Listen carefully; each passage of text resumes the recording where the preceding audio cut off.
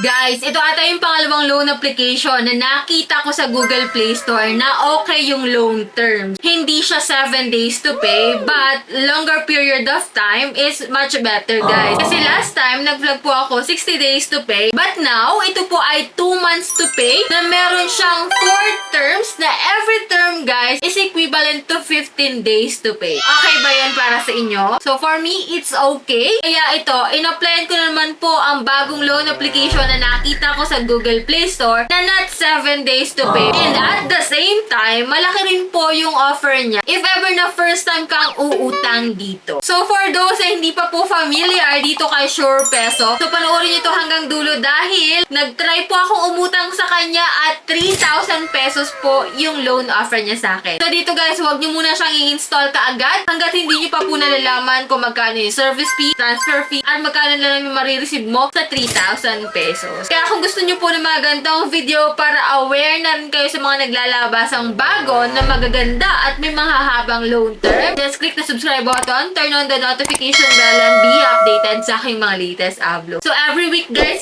don't forget din, kasi baka kalimutin ako guys, na kumukuha po ako ng 5 commentators na nagko-comment every video ko guys. Kaya abang-abang po kayo dyan. Don't forget to like this video also. Comment kayo dyan at i-share nyo na rin po. So for today's spotlight, si Sure Peso po yung ating i-vlog. At ito nga po ay available sa Google Play Store. As you can see here guys, wala pa po siyang ratings, wala pa pong nagbibigay ng review sa kanya. Pero in-install ko po siya kasi dito 20,000 po yung pinakang maximum credit limit nila if ever na ikaw ay uutang sa kanila. At ito po yung mga nasa ads niya ha. Nga pala guys, ka-update ito nung July 8 lamang. Yan o, borrow up to 20,000, apply in minutes. So everything is completed online, apply in just 3 step only. Secure and protected daw po sila, SEC registered and BSP compliant security. So no worries kasi safe ka daw dito. Anyway, may clear repayment plans daw po sila. Know your repayment schedule before you borrow. Ito nga yung sinasabi ko lagi, alamin mo muna yung loan terms bago kayo humiram or umutang sa isang loan application. At ito na nga guys, sisilipin natin itong si Sure Peso. So dito guys, ito mga screenshot ko po ng pag-loan ko sa kanya. And yan, kinilik ko po dito yung Get Cash Fast. And ito, maglalagin ako using my active mobile number and then input code once na may mag-send sa'yo guys. And after nun guys, eto na nga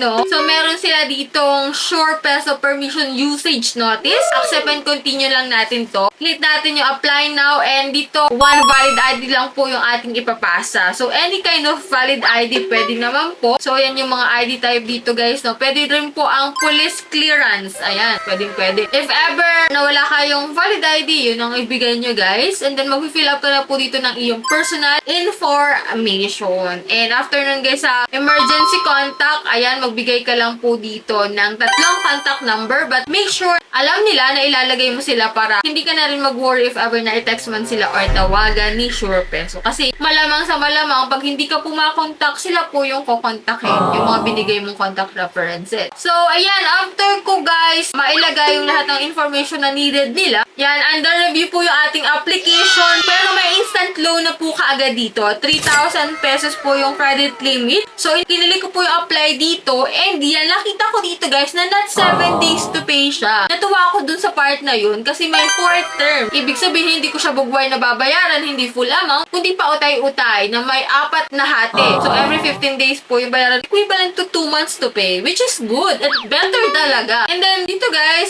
may payment channel sila. So, transfer fee is 0. Wala ka pong babayaran sa GCash, Paymaya, or any bank. Ayan no, ito po yung kanilang repayment plan. So, 1,200 po ang ating babayaran. So, ang pinakang total is 4,800 guys. So, bali ang dinagdag nila is 1,800 pesos sa 2 months. Bali 900 yung pinakang tubo nila or interest sa kada buwan. So, okay na rin ba yun sa inyo or na? So, let me know your opinion dyan sa comment section. Anyway, meron din dito guys na loan period na 6 term every 15 days. Pero hindi pa po natin na-unlock yun. So, siguro medyo matagal na tayong nautang dito. Yun, ma-unlock na natin siya. So, maganda ha. For me, maganda yung loan terms niya. Pero, hindi rin dito guys nilagay kung magkano yung marireserve natin na loan. Pero siguro, 3,000 kasi nasa total repayment na yung 1,800. So, malamang buo rin to guys. Anyway, ito na nga guys. Sinabit ko po yung aking application. And, sinek ko po ulit yung kanyang application kung may review na siya. So, as of na wala pa rin pa talaga. And then, after ng pag-aantay ko guys, ayan, the available credit limit is too low and borrowing is not possible at the moment. So, yun yung nakalagay guys. So, check ulit guys yung application nila kung ano ba talaga ang result ng aking application. And yan, nakalagay dito guys is frozen na po. So, ito nga nakalagay dito. Sorry to tell you that your application is not approved. Your account has been frozen. Pwede nating i-delete yung account natin dito guys. Pero kung if ever in the future gusto nating mag-re-apply dito, pwede naman po guys. So, yan, click natin yung okay. Click natin delete account if ever na gusto nating mag-delete. Pag okay, pag ayaw natin. No? So, yan po yung review natin dito kay SurePeso. If ever na gusto nyo siyang itry kasi not 7 days to pay siya, and looks promising also kasi biruin mo na may possibility talaga na buo mo siyang ma-receive kasi idinagdag na sa total repayment yung service fee at interest nila which is 1,800 nga. And that's it, yan po yung ating review about dito kay SurePeso. So sana next time approve tayo dito para makita talaga natin yung kaubuang loan services ng SurePeso kung maganda talaga and worth it o tama.